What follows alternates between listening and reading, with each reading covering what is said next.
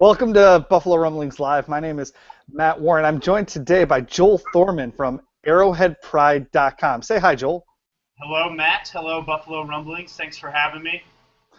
Um, so the 5-3 Chiefs are favored coming into Ralph Wilson Stadium in Orchard Park against the 5-3 Buffalo Bills. Why do you think the Chiefs as a whole are favored over the Bills as a whole? I don't know as much about the Bills, obviously as I do the Chiefs, so I can speak more to the Chiefs. But they've won 5 of their last 6 games. They have, by points, the number 2 defense in the NFL right now. The offense is scoring 25 points a game. I mean, the Chiefs are kind of clicking here over really the last 6 weeks. They've looked really strong. So I'm not totally stunned that they're favored.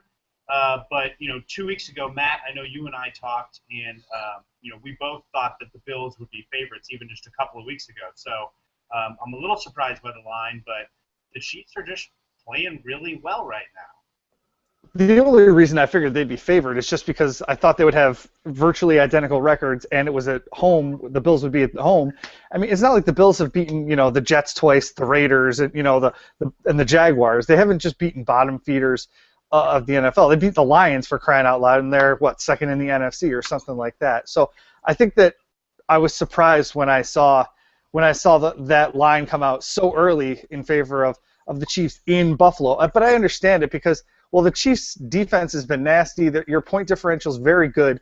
You guys really haven't been benefiting from the turnovers like the Bills have. The Bills have been feasting on turnovers, especially against the Jets. I know that we were I think +6 in that game.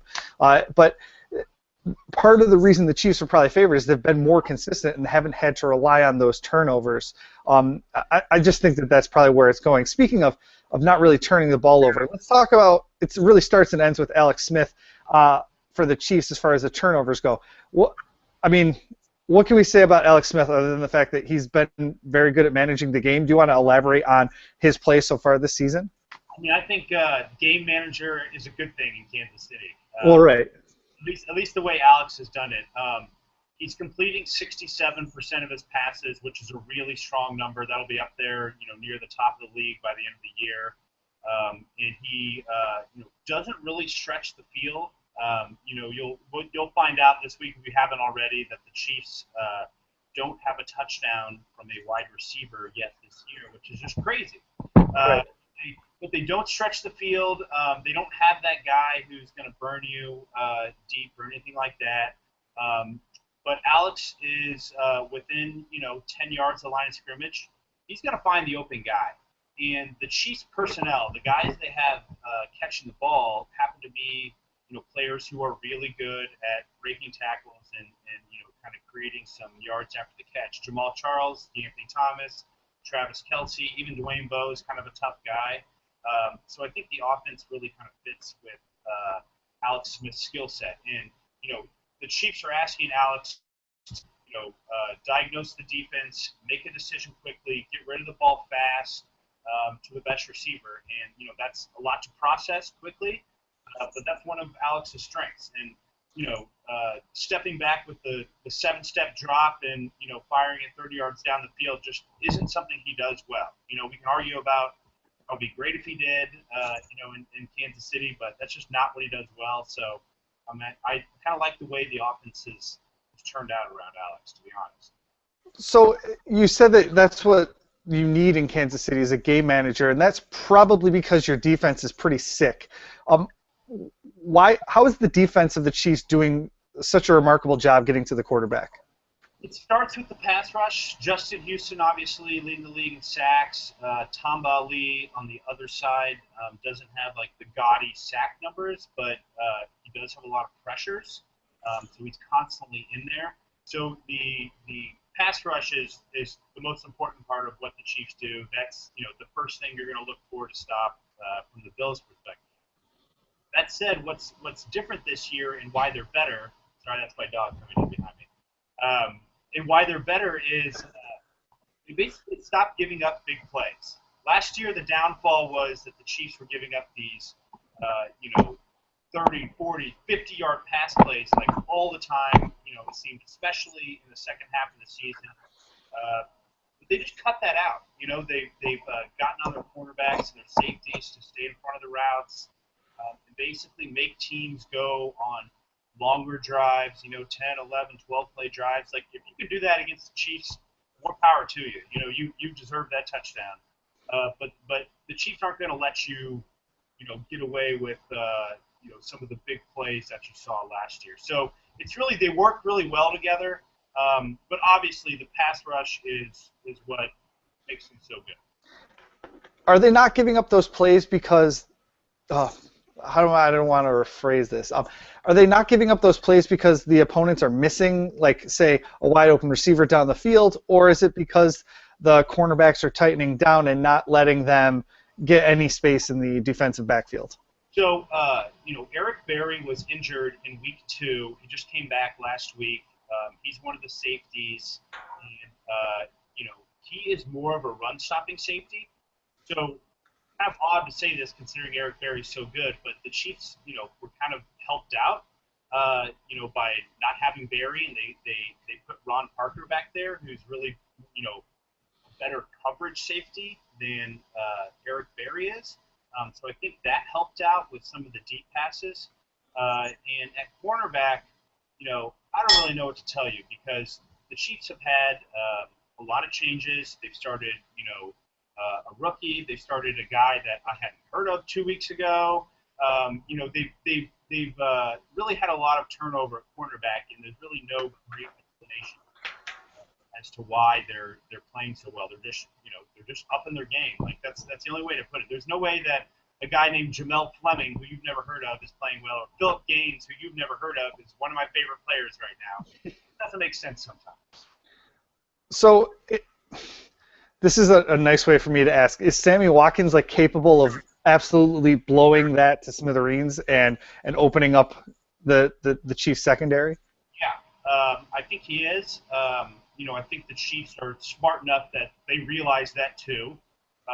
But all it takes for the Bills is to get the right matchup on one play, and I would absolutely go after Sammy on that one play because I think against any Chiefs cornerback he's gonna have some sort of advantage there.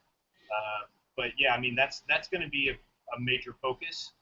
Sammy Watkins is because he's the best deep threat on the Bills. Is that right? Yeah, probably. I mean, Marquise Goodwin's a guy that's going to take the top off the defense, but I wouldn't ever call him a more dangerous threat in any way than Sammy Watkins. I mean, Sammy did that against the Jets. He went over the top, but he also took a short pass and was able to create separation and accelerate down the field. So I would definitely call Sammy the biggest deep threat. He's just not the guy that's going to take the top off the defense every single time. Yeah, so it's the Chiefs will play plenty of nickel and even dime depending on who the Bills roll out there to kind of get those extra defensive backs on the field. Of course, at that point they become vulnerable up the middle of the field with the rushing attack and all that. This is why I can't become a defensive coordinator because once I think I solve a problem like Sammy Watkins, we'll just put a safety in the corner on him all game. Well, I just screwed my running game. Yeah, absolutely. And the other guys on the Bills offense are capable of hurting you. Robert Woods is a solid number 2 receiver, and then you got guys like Scott Chandler who has a great rapport with Kyle Orton. Same with Chris Hogan, a guy that the only reason you've ever heard of him is because of Hard Knocks with the Miami Dolphins. He's 7'11" because he's always open, right? I think who was Ocho Cinco? Was he called Ocho Cinco then? I don't remember. Whatever. All right, so let's talk. I've got a few questions from our comments section that we'll get into. This one centers around the Chiefs offense. Dragon asks how the Chiefs offense is going to fare against the stout run defense of the Bills, which, like the Chiefs, like the Bills' run defense last year was horrible, and the year before that was horrible, and now they just haven't really been giving up a ton of really long runs. How is the Chiefs offense going to combat that and attack the Bills? So I think the Chiefs will try to run on the Bills. I know they're pretty darn good, so I have my concerns about how successful that'll be. From there, the next step is, if you want to stop some of these good run teams is to spread them out a little bit. And so the Chiefs may substitute, a run play for a bubble screen to Travis Kelce, or a screen pass to Jamal Charles, or a quick slant to Dwayne Bowe. I mean, they may not have tons of rushing attempts, but those are more or less like rushes. It's the same sort of thing.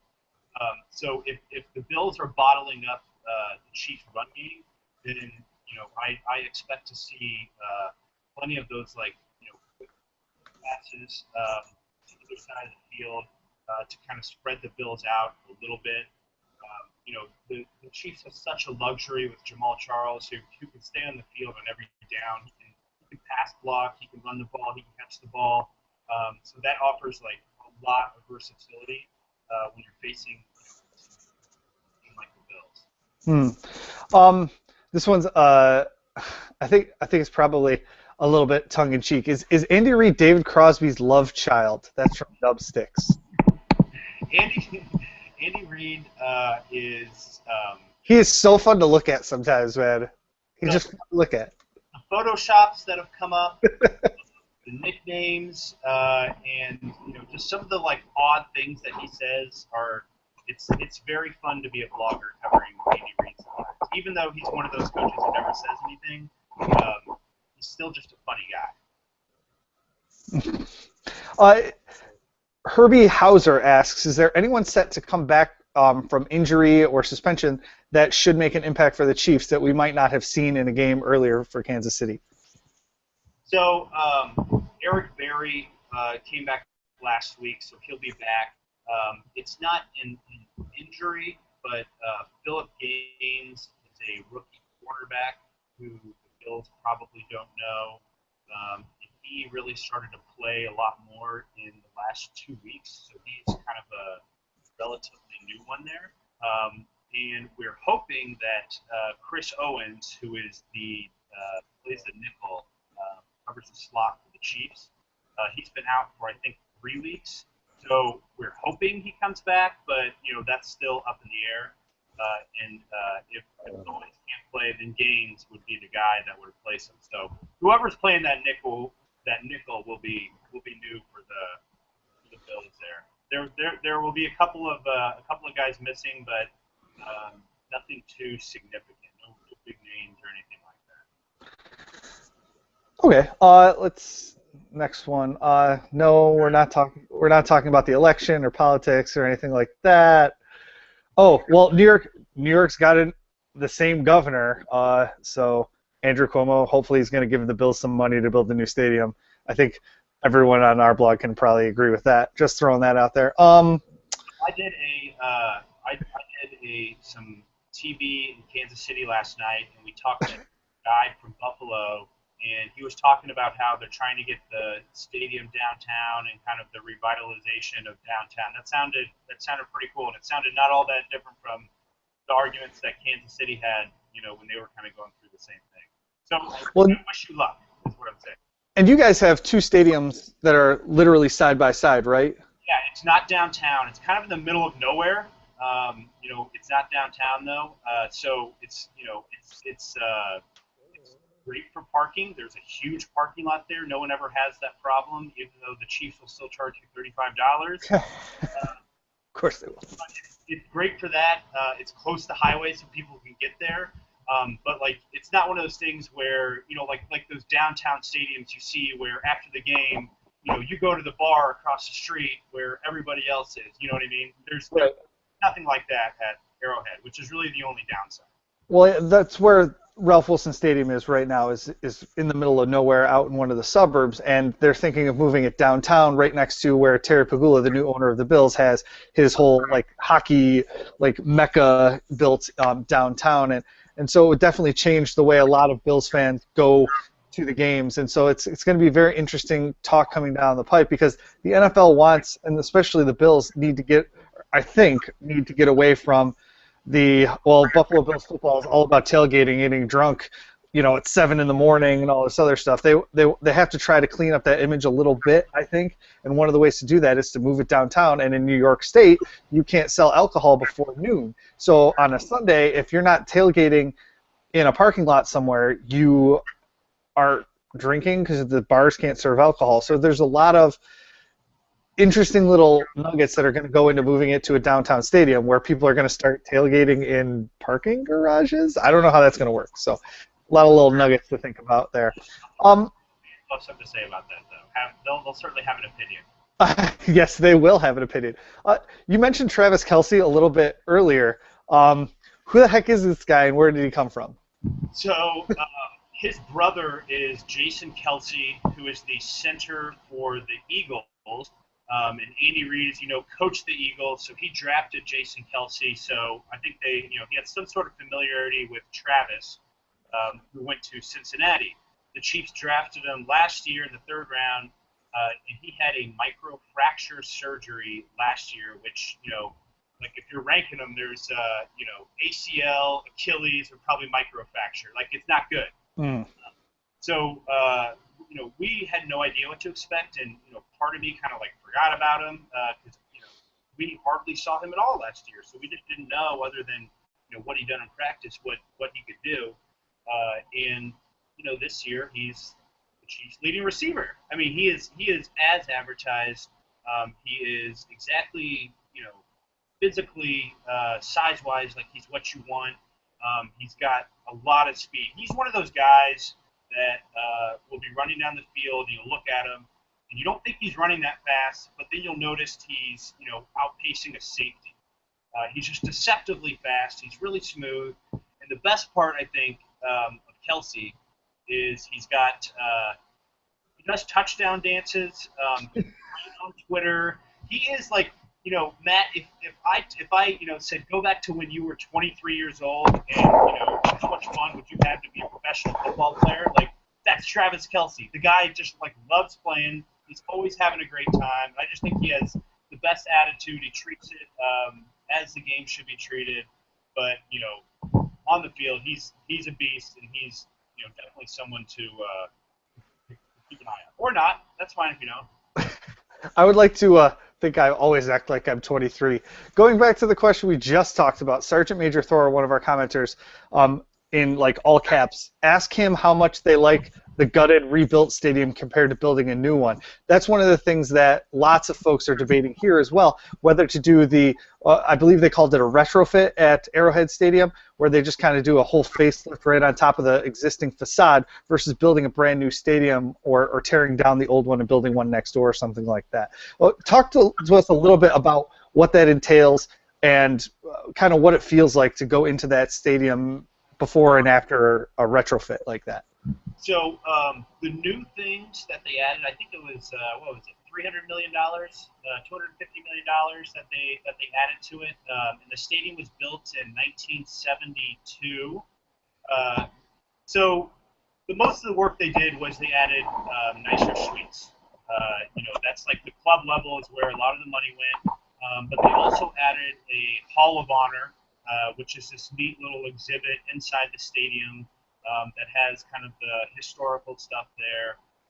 They've added a bunch of different cool artwork along the walls, old-timey pictures of Chiefs and stuff like that.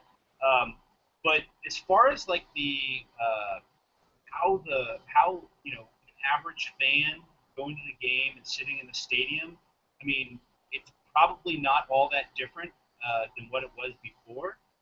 They've added a fan deck area up near the in the upper deck, but if you had lower level or even most upper level tickets before and after the renovation, you may not notice a whole lot of change. It was these days it's about those suites because that wasn't a priority when they were building these 50 or 40 years ago. So that's the biggest thing that went through it. But we love Arrowhead. Obviously, it would be cool to have it downtown, but I'm so glad that they kept it what it was.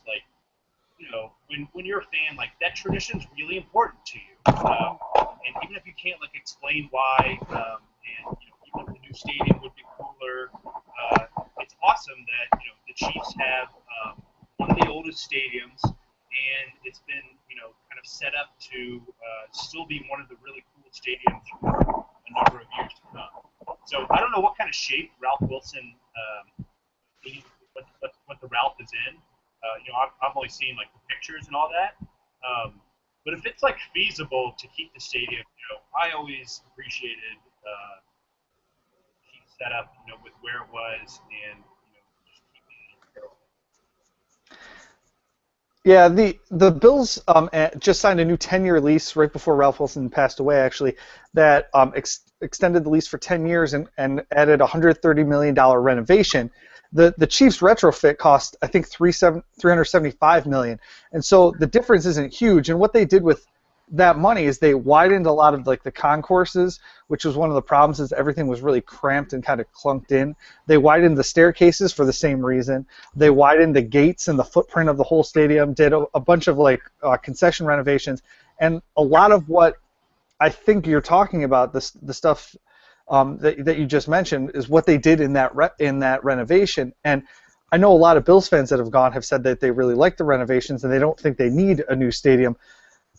Speaking from someone like me, middle class dude here in Western New York, I would love them to keep the ticket prices kind of where they're at right now instead of building a brand new stadium and then upping, whether it's with personal seat licenses or upping the ticket prices to kind of I don't know, drive guys like me away from games and things like that.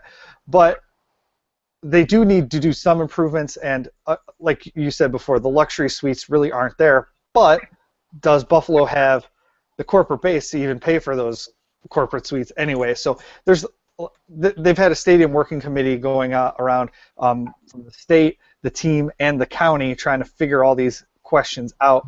Ultimately, if Terry Pagula wants it next to his hockey arena, he can just be like, guys, here's the money, we're going to build it here. I don't really care what the fans want. And we'll still love him and put up a statue and stuff like that. So, I mean, if he keeps the Bills here, we won't really care probably too much. But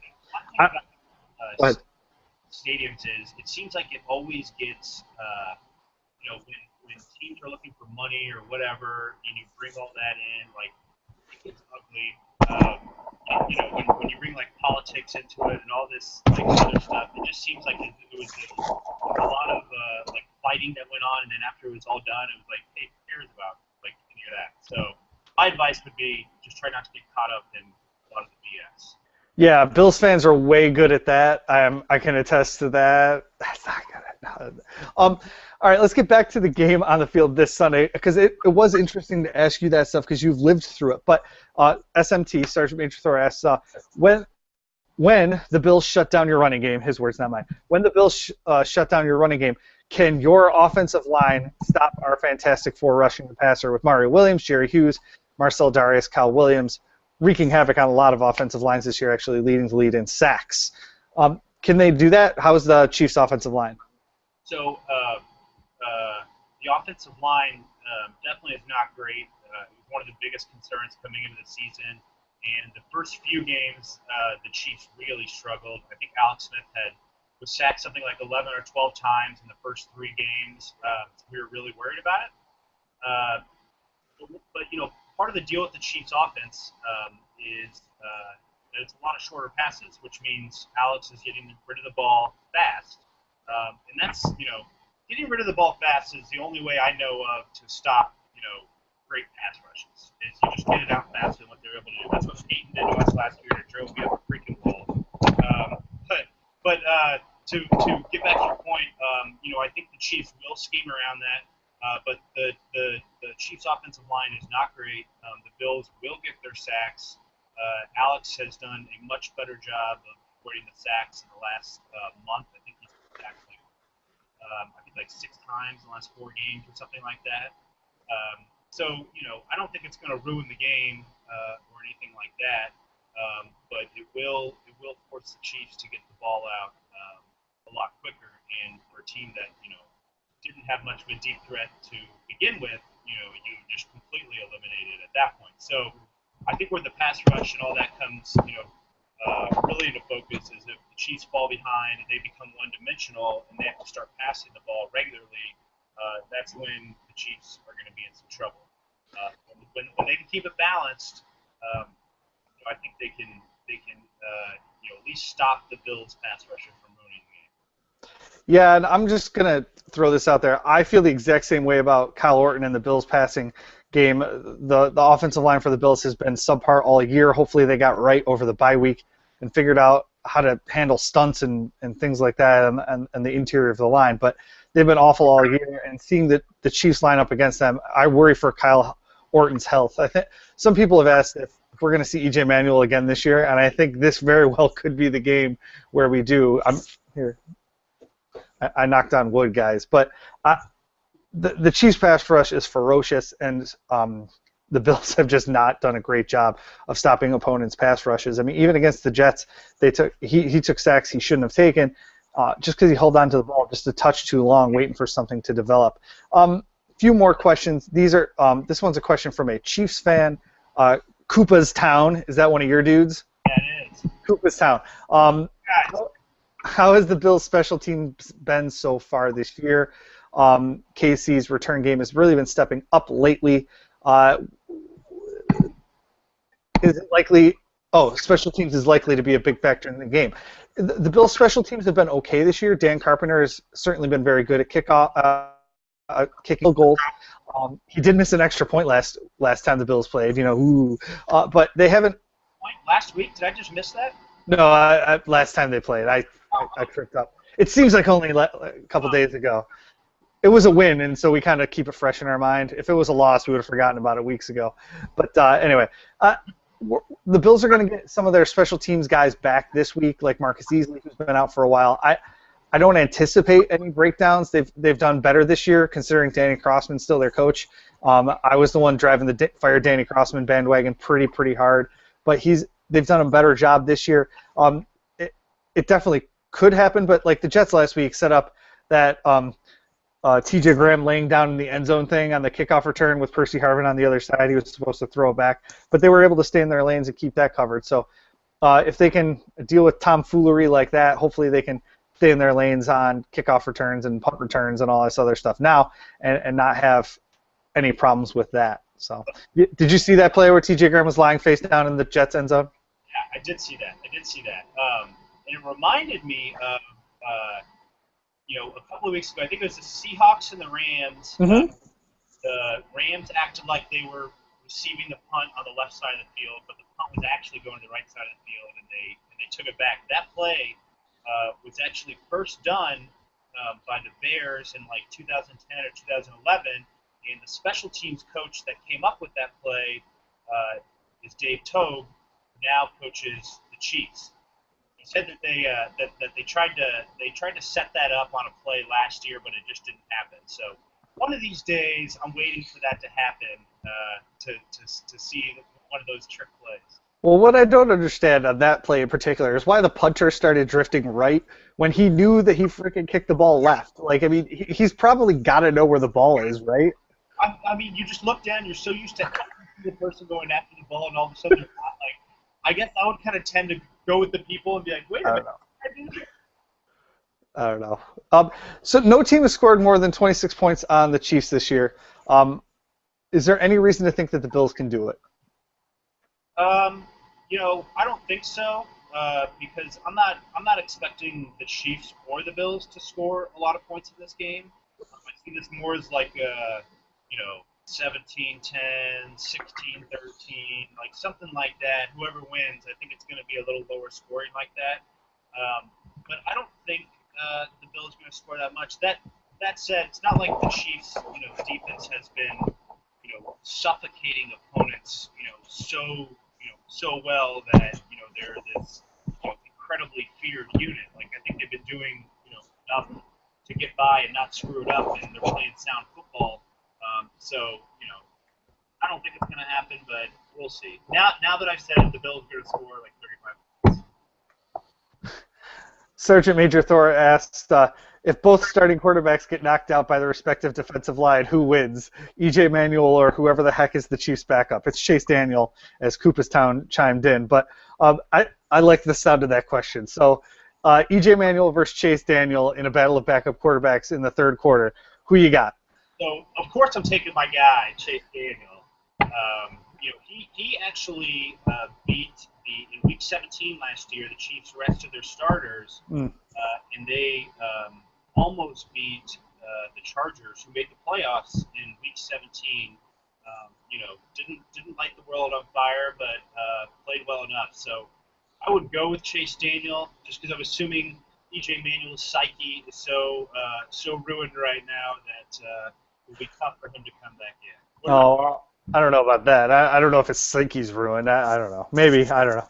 But I do know that Jeff Toole played a pretty I don't know so game last year and almost pulled it out against the Chiefs. So if I had to go for it, I would say EJ Manuel because he's my guy. So and he could take the beating that the Chiefs defensive line could give to him probably.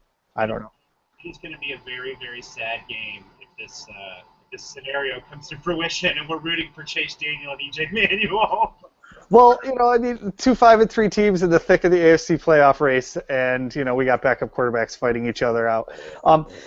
So let's talk about that playoff race just real quick. The Bills have a pretty abysmal AFC record right now, and if they lose this game, they're pretty much out of it. Do you see the Chiefs making a run, and why do you think that they're going to be one of the people that gets the wild card at the end of the season? Or maybe they're going to beat the Broncos. Sorry, I shouldn't have said that. The Chiefs have a pretty good opportunity here. They play, they've already beaten the Dolphins, who are in that wild card race. They play the Bills, the Steelers, and the Chargers still to come. Those are all teams that are going to be in the wild card race. So, I think the Chiefs have a great opportunity to get there.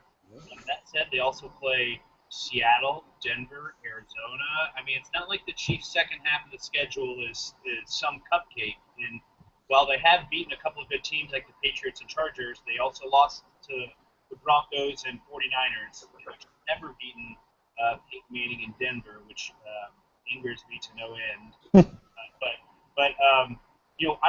I just think it's way too early at this point with all the AFC teams kind of jumbled there to feel all that confident about the Chiefs making the playoffs. But I mean, after winning 5 of the last 6, I'm definitely trending towards that the Chiefs can get to 9 or 10 wins and get into the playoffs. Yeah, with the way that there's so many AFC teams jumbled, like we've been talking about, I don't know if even 10 wins is going to get there in 2014. Especially looking at some of the AFC North schedule, the Steelers' schedule coming down the pipe here is pretty easy outside of their AFC North games, and so we're going to need them to beat up on each other a little bit, and then both of our teams can get in and end some suffering. There's a record 11 AFC over 500, which is crazy. I never, I didn't even realize mathematically you could have 11 teams in the AFC over 500, but apparently you can. Yeah, and the Bills have got 3 wins over NFC North opponents this year. So once they sweep the Packers here coming up in a few weeks on here. The Lions are a top 5 team right now. That was a weird game too. That if the Lions kicker had not missed 3 field goals and been cut the next day, the Bills season might be completely different right now. So it's a very interesting look, but like you said, it is early because of all the stuff that needs to shake out, particularly in really in 3 of the divisions, the AFC West, the AFC North, and then the AFC East, where the Bills and Dolphins are tied at 5 and 3. It's just a lot of stuff, a lot of moving parts going on. But Joel Thorman, do you have any questions for me tonight? Yes.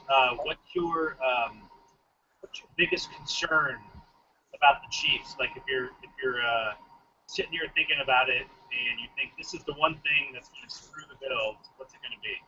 Well, you have to go with the pass rush, just because the Bills' offensive line has been so bad. Seantrell Henderson on the right side is learning. He's a very talented player, fell to the 7th round because of off-the-field issues. But he and Eric Pierce haven't really gelled. Pierce is kind of subpar at the guard position, and while they're starting to come around, the left side has just been an absolute mess. They had Cyril Richardson in there after Chris Williams got hurt.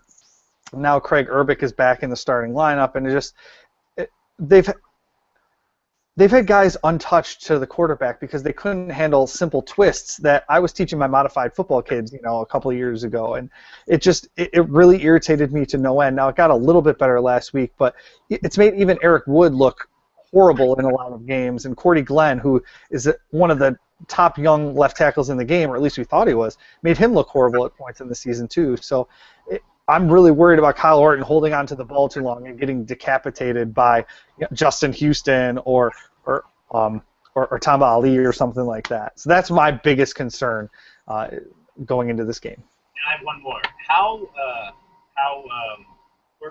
What was your reaction when Kyle Orton took over the starting job? Was it relief or anger about Manuel? I mean, what did you think? Because Chiefs fans went through the exact same thing with picking up Kyle Orton. And it was a good thing for us. I liked it. Well, after 4 games, it's like looking back in hindsight, it's like, well, your backup quarterback's supposed to come and go 500. At least that was like what Marv Levy always said. And so Kyle Orton went 3-1.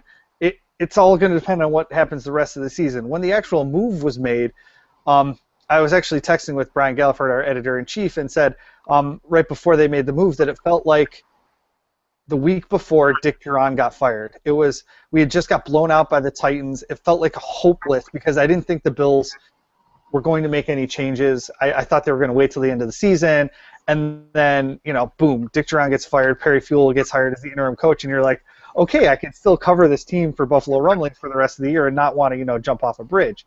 And it kind of felt the same way when they replaced Manuel with Orton. It was like I didn't think they were going to pull the trigger. I was resigned to the fact that it was going to be Manuel's team until the whole season was sunk, and then they put Orton in, and it hasn't looked pretty, except for the stogie and the suit after the first win. But I was just glad that they did something instead of sitting on their hands. I'm always one that likes to go down swinging, whether it's poker or anything else. That I'm going to be aggressive one way or the other, and I was just glad that Doug Marrone did that because usually on the field he's not. He'll punt on 4th and 1 in opponent's territory and all that stuff. So I was just glad to see that he had that quarterback switch in him, especially at a time when we didn't have an owner and it was kind of all up in the air. Like, he doesn't really have an accountability. Why didn't he just go for it? And he did. Right. Punting on 4th and 1 from the opponent's territory. What's that like? We've never experienced that with Andy Reid in Kansas City. It's soul crushing. Personally, I don't know about you. Drives me crazy. I think they should all go for it on 4th and 1. And your young quarterback is no good, and Kyle is available. You go out and get him. I'm getting news that Colin Kaepernick is on the line. Topical humor. Lovely.